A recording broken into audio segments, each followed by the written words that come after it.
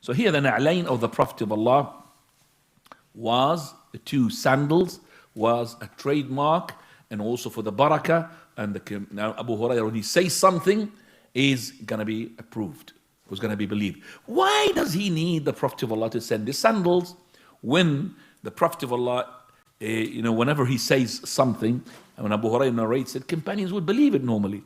Because what the Prophet is going to tell him is something cannot be believed. It cannot be believed. He says to him, any person saying, testifying, La ilaha illallah, truthfully from his heart, give him glad tidings of paradise. That's, you could say, a statement which is unbelievable. You mean, that's why Abu Dharr radiallahu anhu, when he heard such a hadith from the Prophet ﷺ, he said, Messenger of Allah, even if he is to fornicate, and even if he is to steal, Prophet Allah went quiet, got closer. Messenger of Allah, tell me, if he says La ilaha illallah Muhammad Rasulullah from his heart, will go to paradise, and he will not go to hellfire, even if he steals, and if he is as well fornicates. Second time did not answer. The third time, when he said that, the Prophet of Allah, he said, he will enter paradise, رغم أنف أبي ذر. This like, or the nose of Abu Hurairah, may your nose be smeared in the dust, he will go to paradise, whether you like it or not. So that's why it's not believed. So it is. That's why he needed something to be like, I tell the truth all the time, but here as well, more assurance. The Prophet ﷺ, he gave me his sandals. How can he give him his sandals? And the sandals of the Prophet of Allah, they're not spare. They're our own. He took them from his shoes. They're not. He's in the garden of somebody else. It's not his own garden. So he took his shoes. So the companions saw the shoes of the Prophet of Allah. So no way Abu Hurairah, either he stole the shoes, they won't believe that, snatched them or stole the shoes, or it's being given to the Prophet of Allah. So if you've given him to the Prophet has given it to him, that means it's got more assurance that these words are coming from the Prophet ﷺ. Now, Prophet of Allah, he could have conveyed the message himself, couldn't he? He chose Abu Hurairah. As I said, the prize he gave him. He could have chosen himself, but he said to Abu Hurairah, he says a specialty.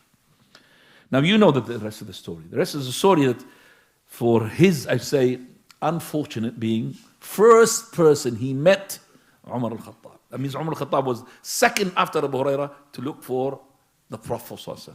Soon as Umar al-Khattab spotted him, he straight away asked, what are you doing with the sandals of the Prophet ﷺ? He knows that sandals. What are you doing with them? I mean, you steal them? How did you get them? He had them on. How did you get them? He said, the Prophet of Allah gave it to me, and he told him that I will give glad tidings to any person testifying La ilaha illallah, straight from his heart. I will give him glad tidings of paradise. So he hit me, my chest, and I fell on my backside. And I almost cried. Umar Khattab is big. So I jahajtu fil buka. I almost cried. And then I went back so he went, go back to the Prophet of Allah. So I couldn't continue my journey. Abu Hurairah went to the Prophet ﷺ. And as well behind him, Umar al-Khattab. As soon as they saw Abu Hurairah, he's about to cry. What happened? He told him the story. So he looked at Ibn al-Khattab. Ya Umar, what's wrong? He said, Messenger of Allah, did you send him with your shoes? That's more confirmation to give glad tidings to those who say La ilaha illallah, truthfully from their heart, that they will get paradise. He said to him, yes.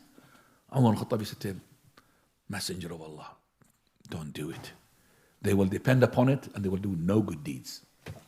Now the Prophet ﷺ took what Umar al-Khattab had suggested and he did not. So he said to Abu Hurairah, okay, don't tell him. That means give me my shoes, you don't go to go there. That is, don't tell them. We learn from this as well, Umar al-Khattab's excellence. We learn from this Umar al-Khattab's hikmah. We learn from this Umar al-Khattab as well harshness. Anyway, he hit him, Abu Hurairah. Yeah, shidda this is, I mean, Abu Bakr would not do such a thing, radiallahu anhu. But he's really shadeed, Abu Khattab. That's not, as I would say, blameworthy, but this is his character. Umar al-Khattab is shadeed. So we learn all of that from Umar al-Khattab. Also we learn that if a leader, regardless whom he is, and he is the best leader, and that is the Prophet Muhammad ﷺ, if he said something, and his followers, they believe that maybe there is a better option, then they should not hesitate until the leader, Lucky in this case, Umar al-Khattab, he told the Prophet sallallahu alaihi wasallam, I believe that this is right. Then either the leader would take it on board, Jazakallah, or he would say to him, I'm not going to take it. And the explanation why, because of blah, 1, 2, 3, I'm not going to take it because I believe what I chose is correct. Prophet of Allah is not just adjusted himself at that time regarding the suggestion of Umar al-Khattab, even afterwards. When the Prophet of Allah, he was with Mu'adh. Mu'adh is behind him on the donkey. And the Prophet ﷺ is asking Mu'adh, do you know what is the right of Allah upon his slaves? He says, Allah and his messenger knows best. Okay, do you know the rights of the people on to Allah? Allah and his messenger knows best. So the right of Allah on his people, that they worship him alone, associate nothing in his worship. And the right of the people on Allah, so you've got a right onto Allah. Allah gave you a right. That if you do so, Allah will make you to enter paradise. Mu'adh straight away said, Messenger of Allah, shall I inform and give glad tidings to the people? Here this hadith says, no, don't tell them because they will depend upon it. And that's the words of whom? Umar.